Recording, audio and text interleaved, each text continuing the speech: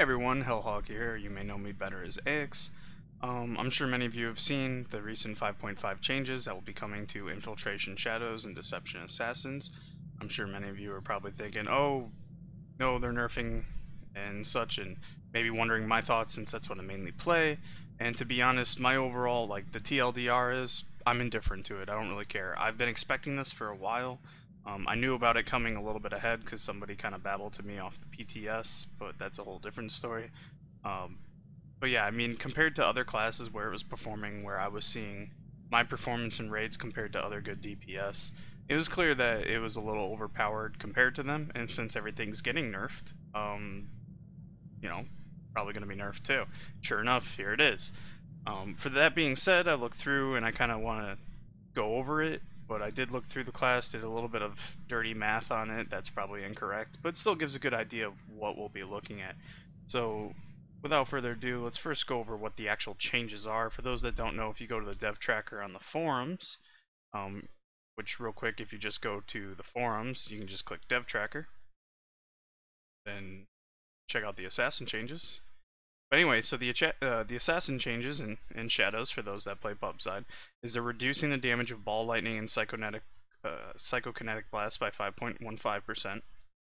Your talent amped voltage or fracturing force no longer increases damage of force pierce. It's a level 68 talent and discharge. Dominating slashes no longer increases the damage of your voltaic slash, which is important rotationally.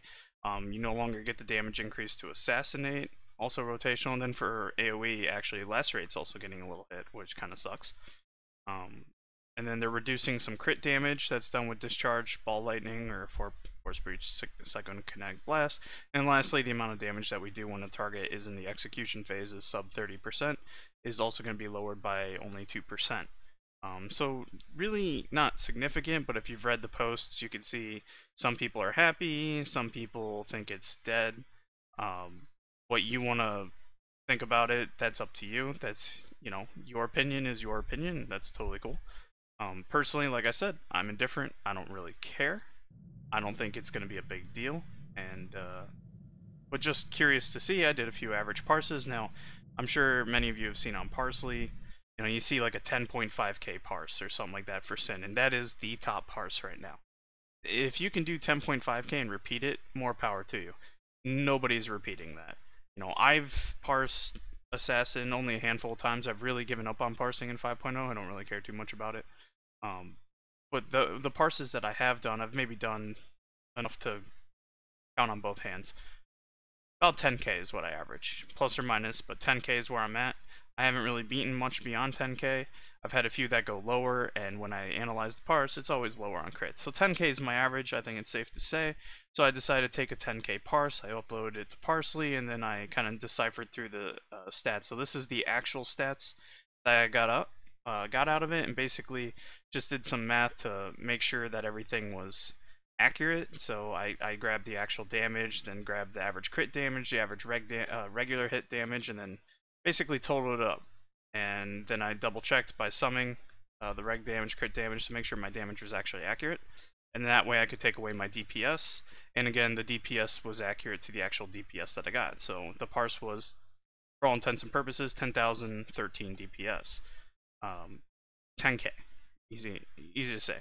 So what are the changes that we're looking at? So here's all the changes that I did. Here's the math that the formula that was used to correct it. So the first thing is we need to go over what all the base damage attacks were, and I just want to put out one quick disclaimer out there that these aren't going to be 100% accurate. This is what I think is the correct way to do this. I could be wrong. If I'm wrong, I still think that the damage numbers are going to be within this window. So it's not precise, but it's fairly accurate.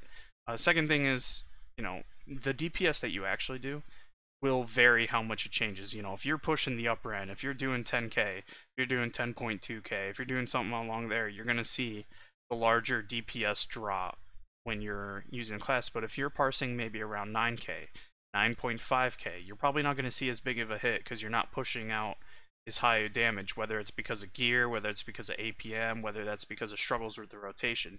So I'm kind of looking at what the high end of the damage loss is. Now, obviously, for those God 10.5k parses, they're going to see a bigger hit, but it's not going to be so much bigger that everybody's going to be like, oh no, we're losing that much as well. So anyway, so here's the actual damage from my parse. I don't have the crit percentages, but they're a little high for some of these, but that's, of course, there's auto crits in the rotation, basically, with recklessness, and I use my auto crit for Maul, not for assassinate as much, and then other things kind of crit a little more regularly. So the first step was to take the base damage effects, so reducing the ball lightning damage, which also affects the twin surge attack, reducing the damage of discharge, reducing the damage of assassinate, and then lastly reducing the damage of Aeyix slash. So the way we did those is, since it's a straight 5.15% reduction in ball lightning, we just multiply it by 1 minus that, or 100% minus that, so it's 0.9485. For amped vultures, because it was a 5% boost, we're just going to divide it by 1.05, because basically you take the base damage, you multiply it by 1.05, and that's the new damage that you get when you add that boost. Same thing with the 10% boost to assassinate, we just divide by 1.1. For dominating slashes, a little bit differently, assuming that, all additive changes, not multiplicative. When we reduce voltaic slash, since it's 10%, we divide out that 10%, but then we multiply back in the 5% bonus. That's how we come up with the 5% reduction. And by doing that, this is the base damage adjustments that I received.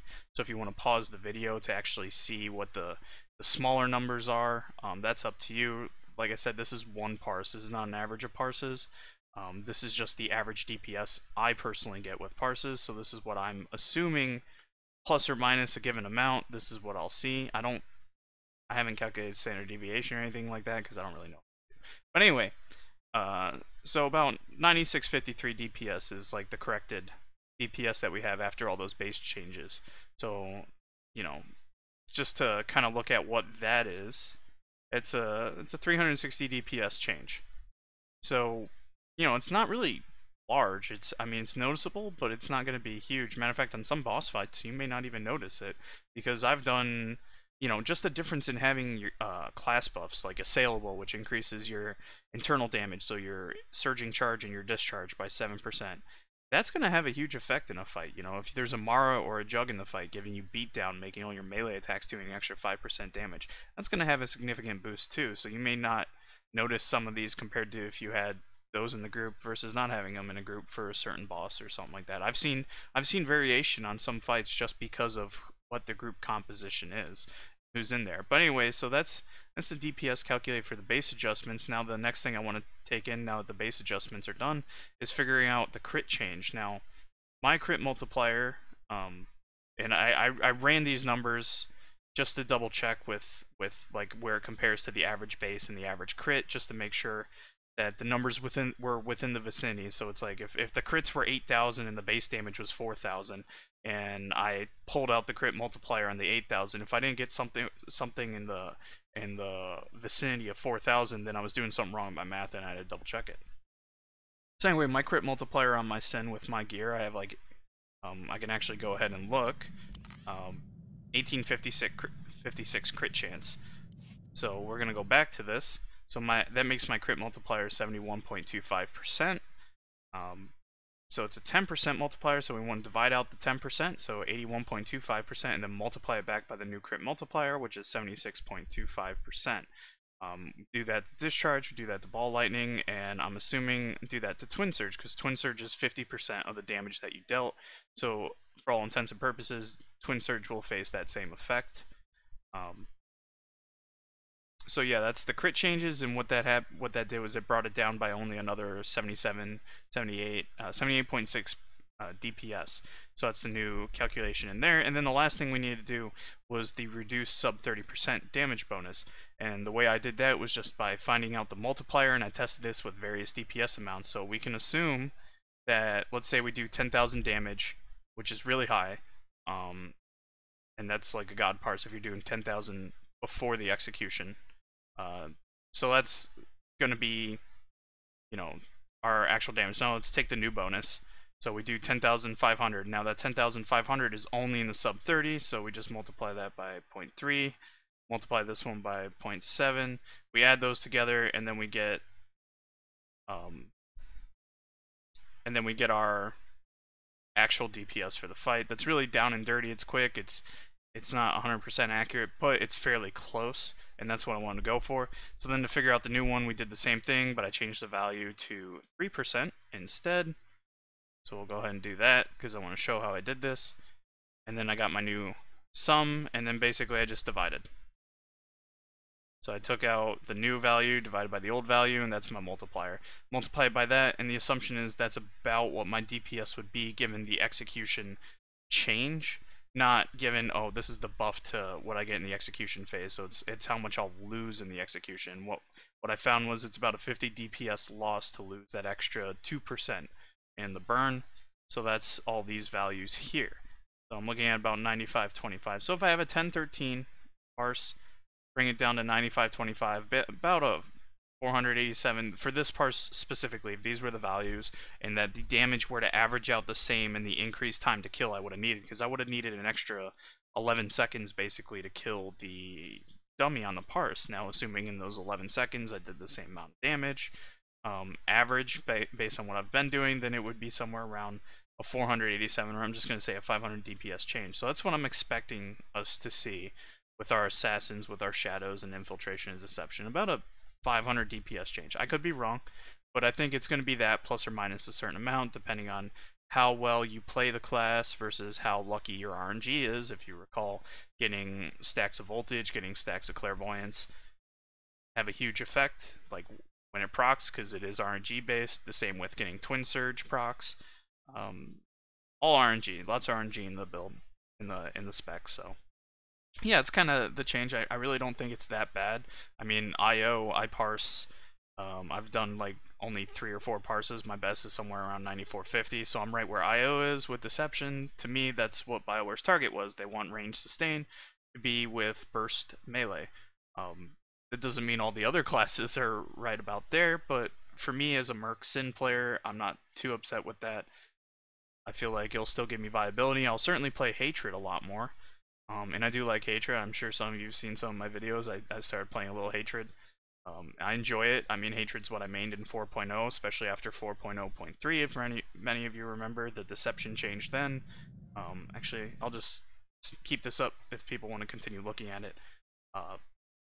And when 2.8 dropped, I went and played Madness, as it used to be called. And even in 3.0, I switched a lot between deception and Hatred. So I love both specs, so I'm going to enjoy that. I know some people aren't into Hatred, some people prefer deception, and so they're a little bummed by this, but it was definitely overperforming compared to other classes, and that's the key here. It's not, oh, how much does it need? Now, not to say there aren't things that I would like buffed in deception, personally. I have 2 that are big coming to mind, and I'll go ahead and show those. The first one is voltage. I'm sure many of you know, you lacerate or you do voltaic slash, you build a stack of voltage. That's great. However, ever since they added Reaping Strike, one of the more difficult things is maintaining your voltage, especially when you're in the sub 30% phase of a boss fight, and that means you can assassinate on cooldown. It actually becomes frustrating. You actually have to change your priority a little bit. You might proc discharge, but your voltage is about to fall off, and Ball Lightning is what you would use next in rotation. Well, if you let your voltage fall off, and you do your discharge, and then you do Ball Lightning, what happens? You don't get a guaranteed static charge. Now you've delayed your next discharge by 6 seconds. You don't get the surging charge attack that happens with that, and that's just a huge DPS loss. And it's actually better to just end up delaying both of those to make sure and get that 1 voltaic slash and to guarantee that Ball Lightning. Now the other alternative is if you think that voltaic slash is going to proc discharge, or proc a static charge, as you do your discharge, you let the stacks fall off, and then you either do 2 voltaic slashes then a Ball Lightning, but again you're delaying Ball Lightning significantly, or you play with RNGesus and you do 1 voltaic slash and you only have a 50% chance, and you do Ball Lightning and you pray that it procs. So I don't like that. I don't like the 15 seconds. I think it's very easy for the 15 seconds to fall off. What I would like to see is that voltage, and I don't care as much about induction. I mean, if I didn't have induction, I'd still Ball Lightning all the time, because force management with how Dark Embrace works now is quite easy. But I would like to see voltage last at least 2 more GCDs, So maybe increase it from 15 seconds to 18 seconds. I think that would help clean up the rotation a little bit, especially when you get sub 30. The other reason I like that is I'm assuming many take Reaper's Rush, and when you're doing a lot of target switching and targets are dying fast, you're doing a lot of burst damage. You're able to assassinate a lot, you're able to discharge more, you're able to, and then you just kind of ball lightning next because it's off cooldown. And the problem is you're not really voltaic slashing, and there are targets like that where you don't have voltage, and next thing you know you're doing a bunch of ball lightnings without voltage, you're not building up static charges, which may not be necessary if you're rapidly phantom striding a lot, but when you're not, you know, it's nice because then you would have that second discharge to use instead of delaying it significantly. So I think if we could have voltage last 2 more seconds, it would significantly help the spec as far as DPS, especially when doing a lot of target swapping, which is what Deception's supposed to be good at, and argumentatively it very much is. But I think it would just make it a little bit cleaner and improve the quality of life for the class, especially given now that it is being nerfed. To be able to keep that sub 30% burn a little bit more consistent. The other thing I would like, and maybe a lot of other people would agree, maybe they don't, maybe they think it's too powerful, especially when you do something like stealth out or in PvP, but I would like, if you come from stealth and you come out of stealth, that you automatically have 2 stacks of voltage. I don't care too much about having the 2 stacks of induction. Again, not a big deal to me to spend 16 force versus 32. But having the 2 stacks of voltage coming out of stealth really helps with that burst that the class is supposed to be good at. Because as you go to target, you can guarantee that you build that static charge. Now, if you don't have those voltage going into that, what's going to happen? Whoops. Is that you're not going to build that static charge.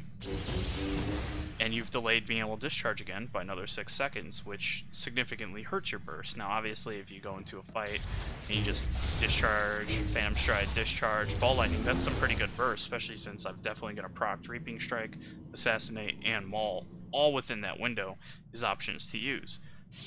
But you're going to get 1 static charge off of those, and you're going to have none from Ball Lightning. You're still going to have to wait 6 seconds for your next melee attack and your next Ball Lightning to get a discharge. That's assuming you even fit voltaic slashes in there. So I think as far as target swapping and starting burst and just quality of life, because lacerating before a fight, it's really annoying. It would be nice if we could have those come immediately after stealth. Plus it would kind of give more utility to the whole stealthing out just to get recklessness back. You can actually have to go into combat to make sure that comes off cooldown. Like, not only would you get recklessness back quicker, but you can use stealthing out when doing that to make sure your voltaic slash stacks reset. So when you are going for those crazy windows where it's, alright, you're doing a recklessness, Phantom Stride, recklessness, Ball Lightning, and then you go through and you stealth out, you get your recklessness back, and maybe in that window you either didn't voltaic slash at all because you're sub 30 and you can assassinate on cooldown, and now you're delaying discharge again. So I think it'd be really helpful to have both of those for Assassin and Shadows in both Infiltration and Deception, especially since the new ability Reaping Strike. If it wasn't for Reaping Strike, I don't think this would be as much of an issue. I never really noticed it in 4.0. Then again, in 4.0 we were also Saber Striking in place of voltaic slashes. So there's kind of a counterbalance there. It's just the Reaping Strike and the change with Phantom Stride. I believe this is new for 5.0, but the change with that is kind of prevented being able to maintain voltage as easily without having to delay like stronger abilities that otherwise you really wouldn't want to delay. So I think those would be great. I don't expect those to ever happen, but with the coming nerfs that we have, it'd be something that I think would be nice. So that's just my thought. If you want to tell me what you think of the Deception changes, if you like them, if you hate them, whatever, just drop in the comments. I'd be happy to discuss it with people. I'd be happy to answer any questions that you have about the class or about the changes coming. Like I said, I'm pretty much indifferent to it. I've played through all the nerfs. I've played various times through, and I've been playing Sin, Deception, and Hatred since I first started playing this game. So to me, it's I just go with the punches. So yeah, that's my take on the class. That's my take on the changes. This is what I think the changes will lead to. I could be wrong. If you think I'm wrong, you know, tell me in the comments as well. Be like, Aeyix, your math is wrong. You're bad. Go back to college. Like, oh man, guess I'm not got it all figured out. But yeah, so I hope for anybody that had any questions, maybe this answered some of them, helped you out a little, or if you're just interested in seeing discussion on this. But yeah, that's really all I had. So thanks for watching, guys. Thanks for listening, and take it easy.